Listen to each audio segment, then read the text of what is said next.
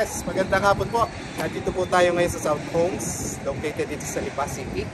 At ngayong hapon po, ipipresent ko sa inyo ang isa sa mga model dito, ang Maria Duplex model. Si Maria po ay may 98 square meters na lot area and 103 na floor area. It has 3 bedrooms and 2 toilet and bath. So, atin po siya pasukin.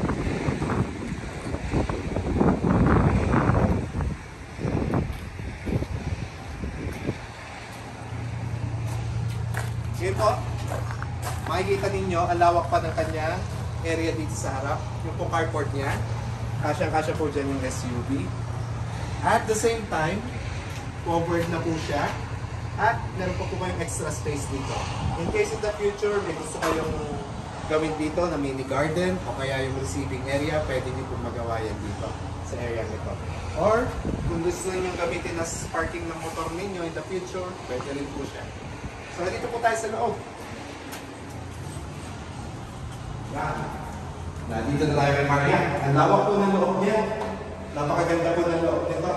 So, as you can see, kompleto po ang ating turnover. Same as sa iba natin mga house and lot na JP Molan. So, makikita nyo dito, ito po yung ating first. Ito yung ating service area. So, pag ikot ninyo, since duplex siya, hindi siya dikit na dikit sa nakatulad ng townhouse natin. Mayroon pa siyang excess lot dito na access mo papunta dun sa labas. Napakalaki pa po niyan. So, napakaganda pa pong expand in the future pag may extend kayo. So, ito po yung ating first bedroom.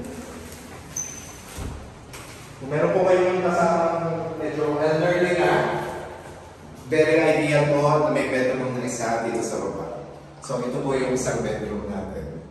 So, kasya po siguro dito ang double size. Maaaring kaya rin ang queen size, pero mas ideal na double size na bed para sa maganda. Ito po ang turnover natin ng actual na kitchen. Ganito po yan. Finish na po siya talaga. Meron pa po siya mga installed na ganito.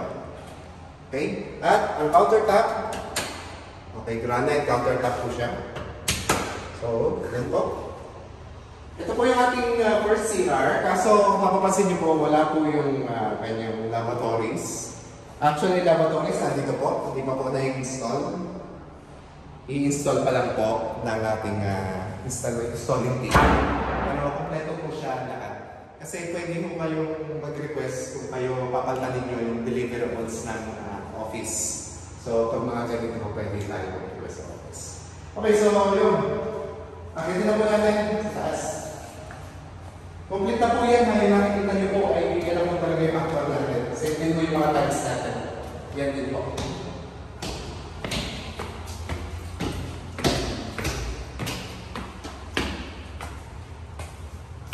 Ito po yung bedroom number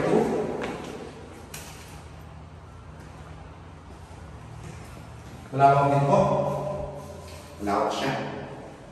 Yan. Kasya-kasya siguro dito ang queen size. Queen size din. Ang partitions po, solid po yan. Wala po tayong pakay ng partition dito. Wala pong drywall or hardwoods. Ito po yung bedroom number 3. So, malawak din siya. Okay po, kasya rin ng mga double bed. Yan. So, kompleto po lahat ng ating unit. And ito naman po yung kalawang CR natin sa taas. Kaso hindi pa rin nga po na-install yung ating lavatories nito. Okay?